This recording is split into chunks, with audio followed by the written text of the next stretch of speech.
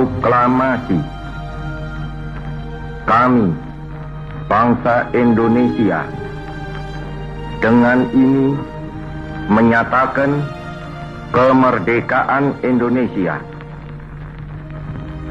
Hal-hal yang mengenai pemindahan kekuasaan dan lain-lain diselenggarakan dengan cara saksama dan dalam tempo yang sesingkat-singkatnya.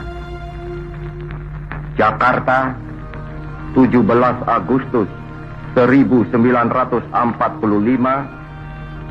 atas nama bangsa Indonesia, Soekarno-Hatta.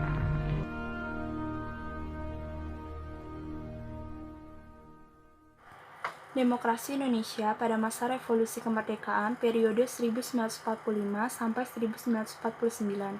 Badan Penyelidik Usaha Persiapan Kemerdekaan Indonesia telah memperlihatkan besarnya komitmen para pendiri bangsa untuk mewujudkan demokrasi politik di Indonesia. Ada Muhammad Yamin dengan memasukkan asas perikerakyatan dalam usulan dasar negara Indonesia Merdeka. Ada juga Soekarno memasukkan asas mufakat atau demokrasi dalam usulan tentang dasar negara Indonesia Merdeka yang kemudian diberi nama Pancasila. Pada masa pemerintah Revolusi Kemerdekaan 1945 sampai 1949 ini, pelaksanaan demokrasi baru terbatas pada berfungsinya pers yang mendukung revolusi kemerdekaan, sedangkan elemen-elemen demokrasi yang lain belum sepenuhnya terwujud, karena situasi dan kondisinya yang tidak memungkinkan.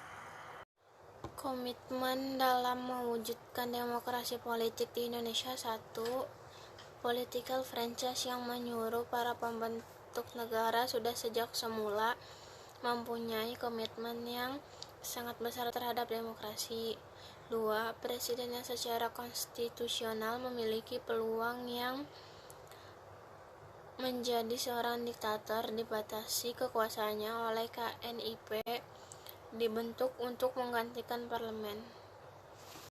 Perkembangan demokrasi di Indonesia pada masa selanjutnya yaitu 1. Pemberian hak-hak politik secara menyeluruh. 2. Maklumat wakil presiden yang memungkinkan terbentuknya sejumlah partai politik.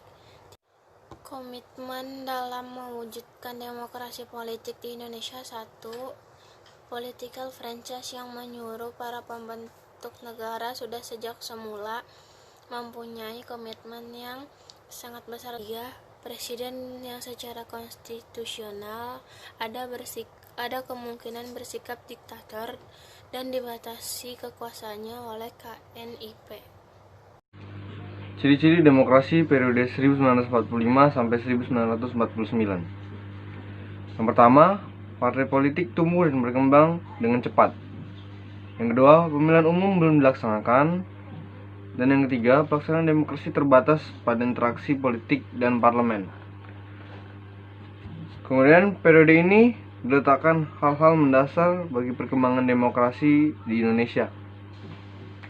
Untuk masa selanjutnya yaitu A. Yang pertama, pemberian hak-hak politik secara menyeluruh. Para pembentuk negara sejak semula punya komitmen besar terhadap demokrasi. Begitu Indonesia menyatakan kemerdekaan dari pemerintahan kolonial Belanda. Semua warga negara yang dianggap dewasa punya hak politik yang sama, tanpa diskriminasi ras, agama, suku, dan daerahan. Kedua, kekuasaan presiden dibatasi. Presiden yang secara konstitusional ada kemungkinan untuk menjadi diktator. Kekuasaannya dibatasi Komite Nasional Indonesia Pusat (KNIP) yang dibentuk menggantikan parlemen. Dan C. 3. Dengan maklumat wakil presiden, maka dimungkinkan terbentuk sejumlah partai.